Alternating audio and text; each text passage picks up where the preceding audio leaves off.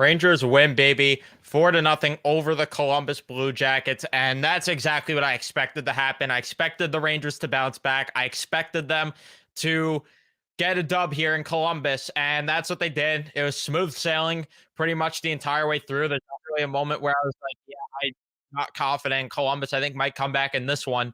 There was really never a moment where I felt that way. I really felt from the jump that the Rangers had this game, especially when they ended up netting the first goal of the game.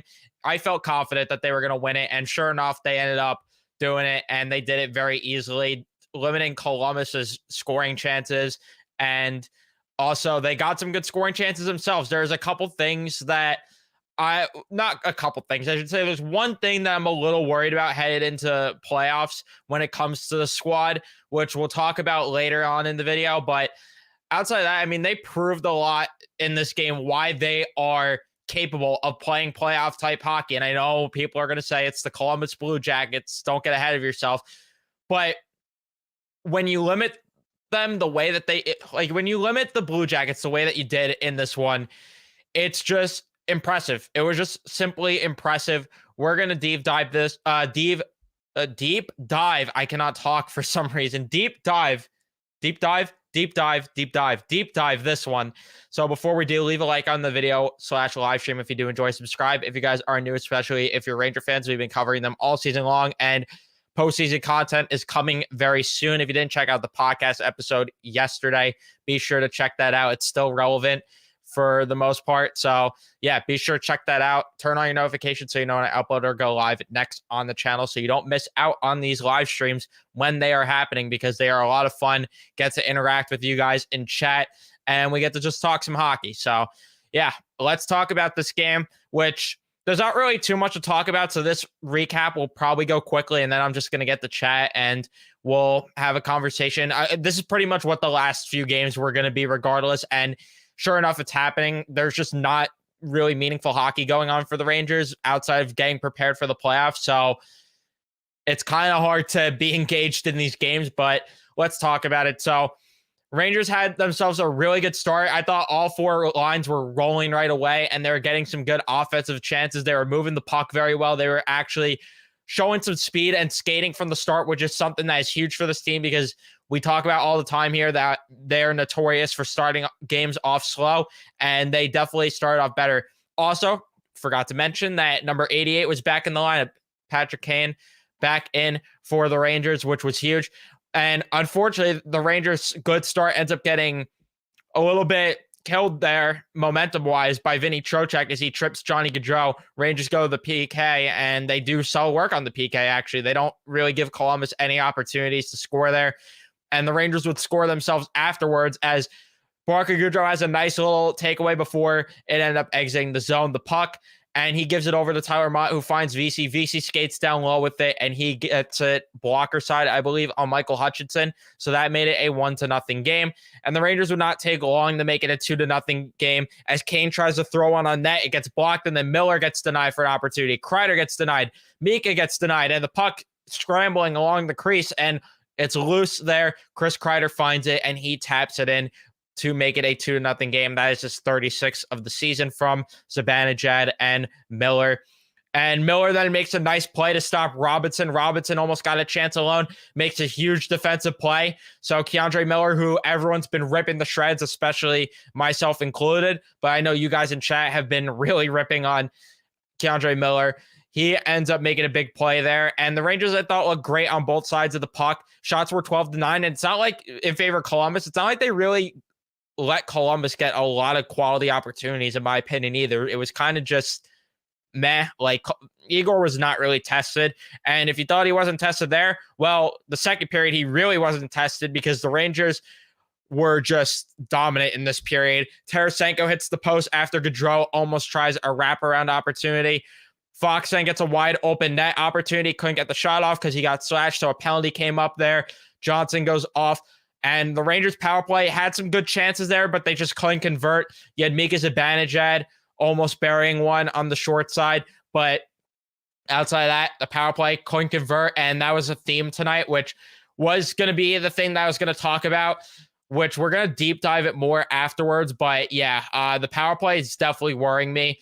Miller then loses the puck, and Columbus almost gets one. So Miller complimented him, but then he ends up making a bad play. And I thought the Rangers were great the first 15 minutes of this period. The last 5 minutes, they kind of took their foot off the gas, and they almost ended up letting one in. You had turnovers from Panarin. Fox had a bad turnover, but no goals at all in the second period. And it's not like they played horrendous. Shots were 11-3. Igor wasn't really tested there either. So we go to the third period. Hedl almost scores one between the legs, which would have been just absolutely unreal. But he almost scores one between the legs. But the Rangers would make it 3-0 in the third period as Kane gets a nice feed to Zibanejad, and then he makes a nice move to the net. He sets up Mikkola at the back door. I don't know why I struggled to say his name. He set up Mikkola at the back door. Mikkola taps it in to make it 3-0 game. I don't know why it's listed as an unassisted goal. I guess they just didn't update it yet. But regardless, it is on the NHL website, not on TSN for whatever reason. From Zibanejad and Kane, it's listed at. But then Kane and Mika almost get an opportunity to score, but Kane decides not to shoot for whatever reason and just go back to Mika Zibanejad, and he couldn't net that one. McCown goes off for a delay game, which it's just funny. When I heard McCown, I was like, the former quarterback, but McCown went off for a delay game. Power play got some good looks again, but unfortunately, it ended up being negated as Corrali flat-foots Jacob Trouba, and Trouba ends up surrendering a penalty as he hooks Sean Corrali. And yeah, then Columbus gets a power play out of it for a couple minutes there, for about 1:30, and the Rangers PK does some great work yet again. So the PK looking great. Mika then almost comes close to 40, but he has a pass go off his skate. Trocheck then pulls a Ryan Strome, and it's just funny that it was the day after the podcast when we were talking about how Trocheck, oh yeah, he hits open nets. Yeah, he doesn't Ryan Strome anything. And then sure enough, he does. But he makes up for it because Tarasenko gives a nice feed over to Vinny Trocheck, and Trocheck flips the puck over Michael Hutchinson to make it a 4-0 game. And that was your game, pretty much. It was just a nice, relaxing win. Shots were 8-5 in favor of the Rangers in that third period. Shots in the game, 28-20 in favor of the Rangers. Face-off percentage, 59-42 in favor of the Rangers.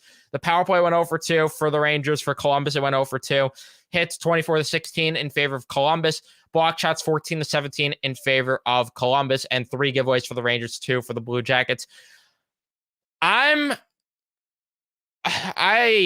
don't know. I'm worried about the power play. I won't lie. I'm straight up just worried about the power play because they just, with this unit in particular, they've converted once, and that was funny enough against Columbus last week or whenever it was.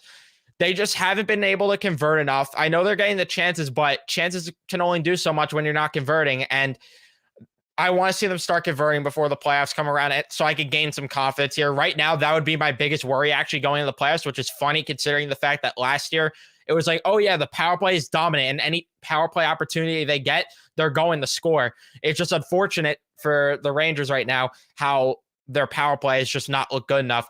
5v5 though, the lines looked very good. Very happy with the 5v5 lines. I have no gripes with anyone tonight. And again, I'm loving that all 4 lines are being utilized equally here. And it's nice to see this team play in unison here and come together and play quality hockey because, my God, we know it's been a roller coaster all year. But if I had to give a player of the game to anyone, who do I want to give it to in the forward group? Because I don't know. I mean, I'm very happy with pretty much everyone. The only 2 to not get, or actually there's 3 players to not get points tonight. And funny enough, it's the kid line who just doesn't convert for a point, even though they looked good out there tonight. I thought they looked very good out there, especially Filipino. I thought he was the best of that line. They didn't convert, unfortunately, but I thought that they had a very good game. Unfortunately, again, held off the score sheet. Artemi Panarin was also held off the score sheet. He's another one, unfortunately. But yeah, I thought that even then he had himself a pretty good game for the most part. Didn't like that one turnover that he made. And his line mates were very good as well. Trocheck and Tarasenko, I thought that they were good. And first line, thought was good. Fourth line, even better. The fourth line's giving a consistent effort, and you just got to love it. They only had like one game really where I could say, yeah, they kind of struggled. The defense held it down very good. Not really any complaints on the defensive side of things. And they're listed at no turnovers, but I thought Keandre Miller had a turnover. So, yeah, I don't know. And then Igor Shesterkin gets a shutout. He wasn't tested much. I don't have much else to say with this one other than they played a great game and they played a playoff type of game, which is something that you want to see them do going into postseason play. So very happy with that. And they improved to 106 points on the year. Only 2 behind the Devils, who are going to lose probably tonight to Boston. So, hey, second place still could be up in the air. I don't know. I'm throwing it out there. It's still up in the air. The Rangers would have to win their last 2 games, of course. And then New Jersey would have to lose their last 2 because the Rangers would not get a tiebreaker there. So the odds are not in their favor, but never say never. Never say never. At the end of the day, you can't do that. You can't rule anything out. But very happy with this win. Very happy. Let's see what you guys have to say in the chat about this one. Very intrigued. And actually not a lot of comments to go through right now. Nice game before the playoffs. Only 20 shots on Igor. Yep, which is what you want to see. They were protecting the house well, blocking a lot of shots, getting sticks in the passing lane. They were doing all the little things correctly. Very happy with the defensive effort. And from the forward group, like, there was one play in particular that I wanted to shout where Alexei Lafreniere, just a beautiful back check. I forgot who it was on. Beautiful back check, though. I think it was Roslovic. And it's just little things like that where you need your forward group to help out. And they helped out tonight. Yep, you commented that. Justin, what's going on? Just a random question, Core. What's your favorite fast food restaurant? Mine is Wendy's. Ooh, okay. I like this question. A little bit different. I like it. But yeah, Wendy's is definitely up there. I don't know if you were setting me up for you were going to hit me in the comments with the Wendy's nuts comment. But regardless, you can't fool me if you were about to comment it. So good try. But if I had to say my favorite fast food place, I got to go Chick-fil-A. I got to go Chick-fil-A. I agree that Tarasenko should be on the first unit. I thought that they looked better, actually, with Tarasenko on the first unit instead of Kane. But that's just my opinion. I agree with you, Nick, though, completely. Kane needs to play as this is his team when he was in Chicago. He's here to shoot the puck and score goals and not pass all the time. Too many guys not shooting. I agree that they passed up a lot of good scoring opportunities tonight and they need to shoot the puck, especially Kane. There was a lot they passed up, and then some of the shots that they actually did take, were kind of questionable. I agree. He needs to get comfortable, and I'm going to give him a bit of a pass because he was out of the lineup for 2 days. But yeah, regardless, it's still not good enough of an excuse. You got to be able to, you got to be better, and I'm sure he will be. But at the same time, this is who Patrick Kane is. It just is who he is. Yeah, agree, Mikey. Just bring the playoffs on already. I'm ready for it. I'm ready for it. So I'll win. Most important, stay healthy. 2-month war. 2-month war coming up for the Stanley Cup battlefield. Yep. Gotta be ready. Gotta be ready for the war here. What a shutdown game. Yeah. Kane really wanted Mika to get 40. Yeah. To pass up that scoring opportunity. Yikes. Out of all the Rangers so far this year, who has been the most impressive and biggest disappointment in your opinion? Good question. And a fun question here. Most improved. I mean, it's hard not to say Philip Hedl for most improved, right? Because he's had his cold stretch. But he's been way more consistent this year than in previous years, and the points are showing for it. So I'd have to go with him for most improved. I think that because Zibanejad's giving you what he normally does. Panarin, same with him. You're kind of getting the norm from your top 6. Lafreniere and Kakko, I wouldn't say have really taken the next step. And then the fourth line, there's really nobody to give a shout to. So I'd have to go with Hedl for most improved. And then on the back end, I don't think there's really anyone. Schneider's kind of just been the same. But for the biggest disappointment, it's hard not to say Chris Kreider after he scored 50 goals last year. Like, we knew he wasn't going to score 50 this year. I always said he was going to be in that 30 to 40 goal range this year. But at the same time, like, he's not giving it on a nightly basis. And it's just kind of disappointing me. Bottom six kind of generate more offense than the top six. That's inexcusable. I disagree with tonight. I thought the top six generated plenty of chances tonight, and they were pretty good. I thought all four lines were, but on most nights, I'll give you that. The bottom six has been generating more of the offense, which is definitely a worry. Would you rather a Stanley Cup or a World Series win this year? Easily a Stanley Cup. Easily a Stanley Cup. Not only is it better for the channel, but it's also I need a Rangers Stanley Cup more than the Mets World Series, to be honest with you. Like, I love baseball, but hockey, it's just a different level of love for hockey where I'm engaged. Like, there is not a moment where I'm on my phone during these games. I'm engaged and locked in from puck drop, where with baseball from first pitch on, there are times where it's like, yeah, I get up and leave my room. I go on my phone every now and then. It's like, I'm not as engaged. So I got to say a Stanley Cup for sure, which I'm talking about this, but right after I got to make the video on the Mets, which will be a good one at least because they won today. But yeah, definitely going to be interesting there. But I don't really know if I have much else to say. I do have something to say.